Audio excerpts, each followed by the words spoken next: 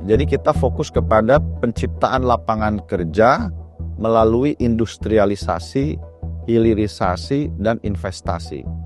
Nah, ini juga nanti akan membuka ruang kesempatan kepada para transmigran tersebut untuk meningkatkan kesejahteraannya. Terlalu mengedepankan investasi tetapi melupakan masyarakatnya. Inilah yang tidak dikehendaki oleh Presiden Prabowo Subianto. Kita butuh patriot-patriot, makanya kami sampaikan transmigrasi patriot adalah distribusi SDM unggul.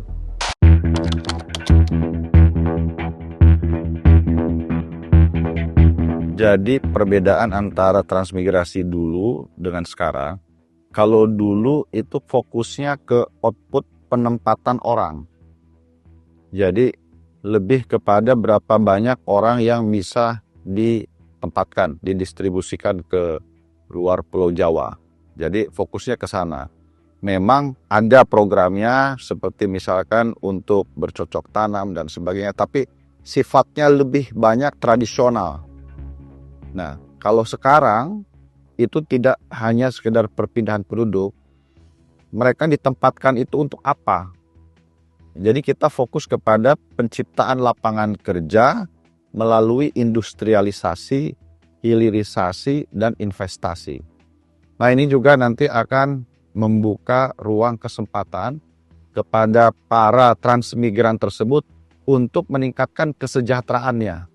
Jadi di masa yang lalu seringkali transmigran itu hanya ditempatkan di satu lokasi, terus kemudian dia tidak tahu mau ngapain. Ya, bahkan tidak ada yang dilakukan pendampingan dan pemberdayaan secara paripurna begitu. Kadang-kadang tidak diteliti dia sensinya apa. Seringkali ada yang berasal dari daerah pedesaan, fokusnya pertanian, kemudian ditempatkan di daerah pesisir. Tentu kan tidak akan cocok. Nah, inilah ke depan sekarangnya basisnya adalah data dan riset. Jadi apa yang membedakan zaman dulu dengan zaman sekarang? Dulu itu lebih tradisional, kalau sekarang modern lebih ilmiah begitu. Berdasarkan data dan riset, kemudian dulu pengerjaannya juga lebih tradisional, sekarang dengan menggunakan teknologi mekanisasi dan fokusnya kepada penciptaan lapangan kerja.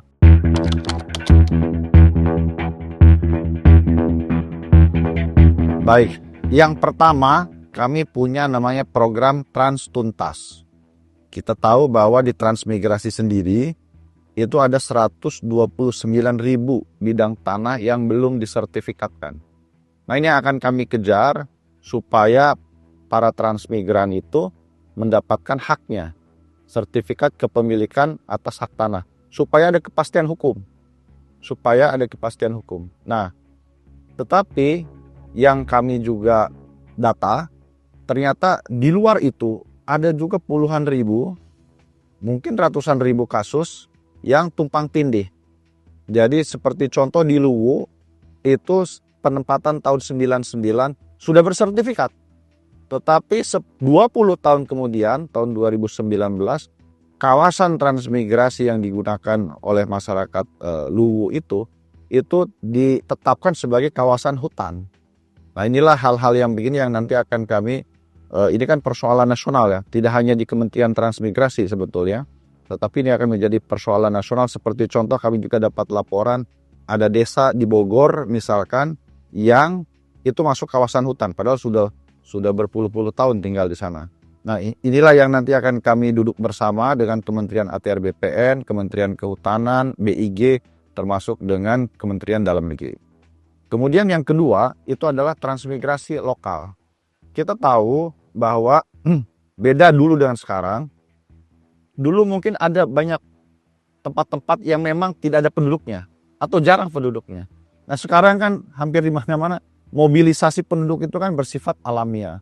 Nah, di akhir-akhir Orde Baru itu program transmigrasi karena fokusnya tadi distribusi penduduk saja, tidak memperhatikan adanya masyarakat lokal secara paripurna, itu akhirnya apa yang terjadi? Adanya konflik atau ekses sosial.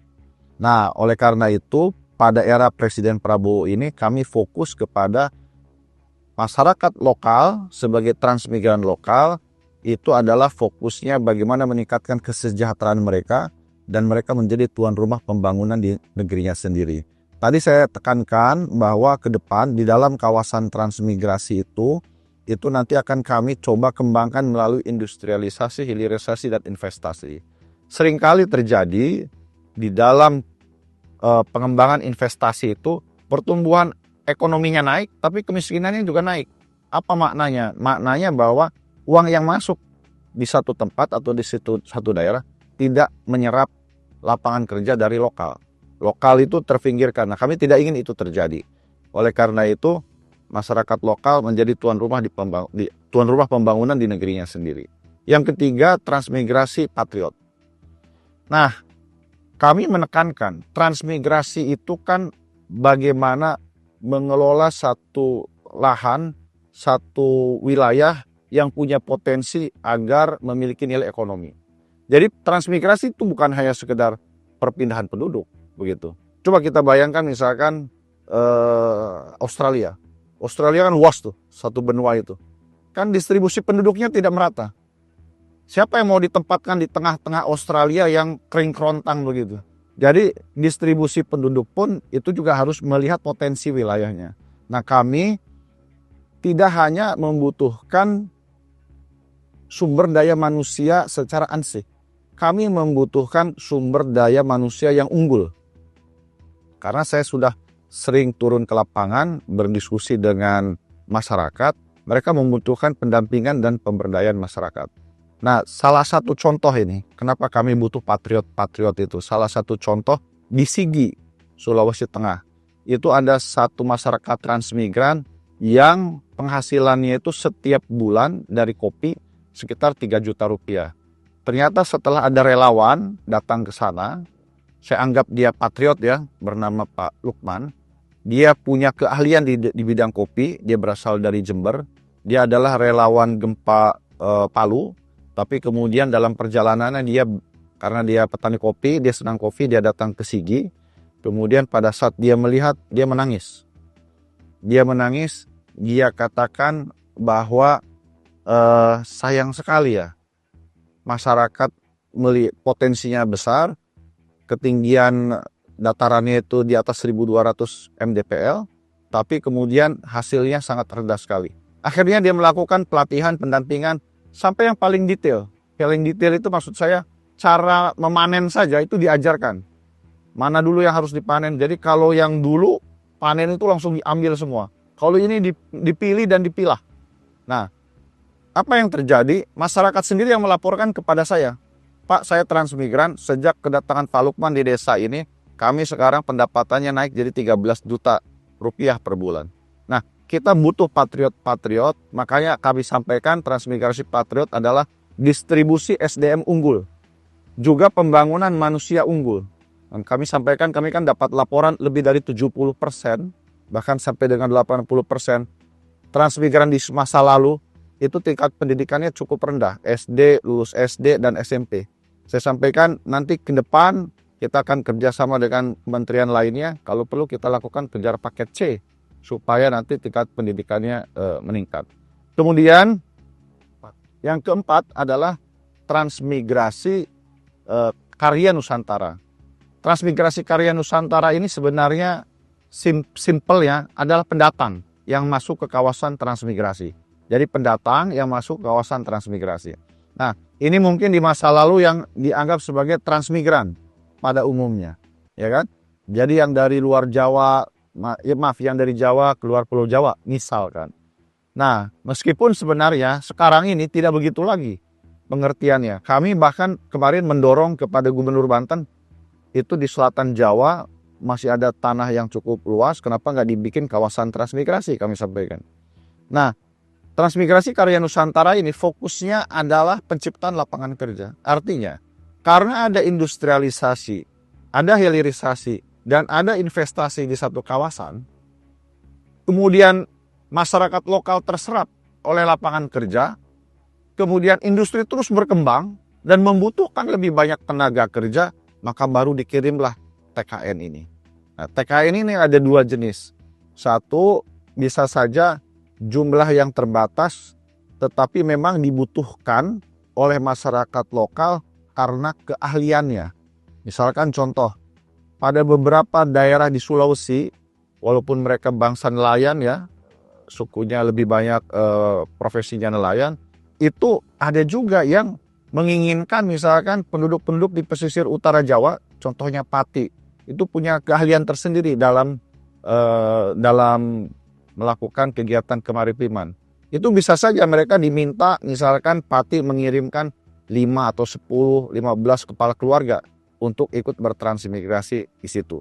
Tetapi lebih banyak karena ini masalahnya penciptaan lapangan kerja, maka lebih banyak kepada jika industri menginginkan lebih banyak tenaga kerja dan masyarakat lokal tidak mampu lagi menyerapnya tenaga kerja tersebut, maka boleh pendatang masuk ke kawasan transmigrasi. Yang terakhir adalah transmigrasi gotong royong, itu fokusnya kepada sinergi dan kolaborasi kementerian lembaga, pemerintah daerah, dunia usaha, dan seluruh komponen masyarakat untuk membangun kawasan transmigrasi. Apa maknanya? Tiap-tiap kementerian dan lembaga apa yang bisa dikontribusikan untuk membangun kawasan ekonomi tadi. Yang saya sampaikan kan di masa lalu transmigrasi itu penempatan penduduk saja. Kalau di masa sekarang adalah pembangunan kawasan ekonomi.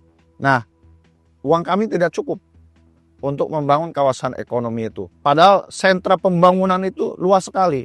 Pendidikannya, kesehatannya, infrastrukturnya, fasilitas umumnya, dan sebagainya.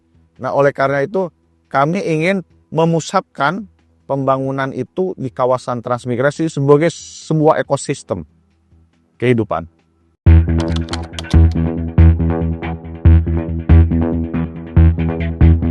Yang pertama, menurut saya, pada saat kunjungan resmi saya, sebelum kunjungan resmi saya sudah beberapa kali juga ke Rempang, tapi kunjungan resmi pertama saya ke Rempang, itu yang pertama saya memang meminta maaf dulu kepada masyarakat atas persoalan yang terjadi di masa lalu.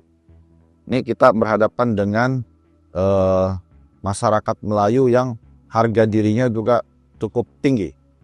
Jadi kita juga harus memposisikan tepat. Gitu. Kalau memang kita keliru, ya kita akui kita keliru. Setelah kita akui kalau kita keliru, kita perbaiki. Nah, bagaimana cara memperbaikinya? Ya, saya kewenangannya, tusinya ada di Kementerian Transmigrasi, fungsinya melaksanakan kegiatan pemerintah yang berkaitan dengan transmigrasi, ya itulah yang saya bisa lakukan. Tetapi di luar itu, saya juga mengajak, saya juga bersinergi dan berkolaborasi. Baik dengan Kementerian ATR BPN, contoh, warga 68 KK yang sudah pindah ke lokasi Tanjung Banon, itu belum mendapatkan sertifikat. Saya telepon kepada Pak Menterinya. Pak Menteri menyatakan segera akan kita terbitkan SHM-nya. Dan ternyata itu terwujud. Artinya kita juga ada sinergi kolaborasi yang nyata. Kemudian saya juga melapor kepada Pak Menko Infrastruktur agar Pak AHY agar misalkan berkoordinasi dengan Kemenko Perekonomian. Mohon agar dampak sosialnya ini dikedepankan. Jadi bukan investasinya dulu dikedepankan, tapi masalah sosialnya dulu dikedepankan. Supaya sekali lagi ada satu pemahaman, satu perahu yang sama bahwa ini kita akan menuju pulau yang sama. Jadi tidak bercerai-berai begitu. Nah, inilah yang pemahaman-pemahaman ini yang menurut saya diperlukan. Kemudian kami juga berkolaborasi dengan BP Batam. Baik wali kota maupun wakil wali kota itu sangat suportif terhadap kami. Ya, kami sampaikan bahwa yang terbaik bagi kita itu adalah masyarakat menerima investasi itu.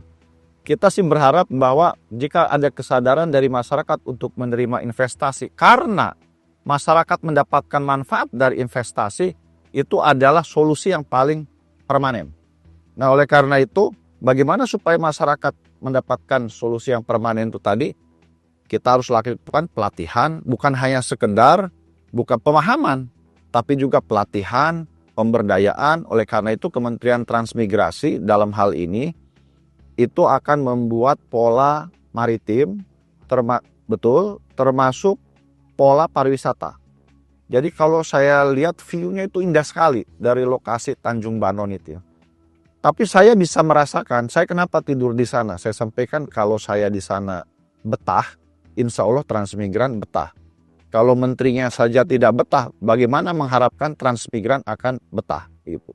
Nah, oleh karena itu saya sampaikan, ketika saya tidur di sana, rumahnya cukup layak, view-nya juga cukup layak, tinggal melengkapi sekolahnya, melengkapi pasarnya, melengkapi tempat ibadahnya. Pada saat saya tidur di sana, itu belum ada masjid. Sekarang ada musola yang semi permanen, belum dibuat masjid yang besarnya. Saya juga sudah berkirim surat kepada beberapa duta besar Timur Tengah. Saya sampaikan kalau misalkan mereka ada keleluasaan fiskal begitu, mereka juga bisa ikut memberikan sumbangan kepada masyarakat yang ada di Rempang untuk membangun masjid misalkan. Nah, itulah yang kami upayakan sampai sedemikian rupa.